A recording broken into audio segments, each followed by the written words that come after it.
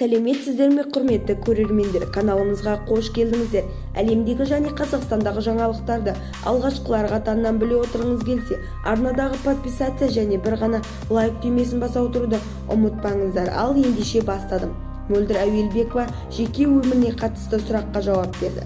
Танымал эстрада әншісі Мөлдір Әуелбекова қазіргі кезде тек қызының әкесімен жақсы қарым-қатынаста екенін айтты.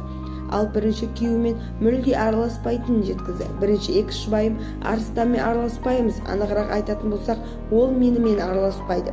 2-3 рет ересек адамдарша отырып сөйлесуге шақырғанмын, әзірге оған дайын емес секілді. Уақыт өте келе ересек адам ұстанымына өтетініне күмәнім жоқ. Кішігірім ақшалай көмектесіп бастады. Ал екінші жұбайым болған қуанышпен отырып ашық сөйлесеміз, қызымызға жақсы ата-ана болып мақсатында сау қарым-қатынас құрамыз деп шешкенбіз. Қызына жиі келіп тұрады, қажеттілігін өтеп көмектесіп тұрады.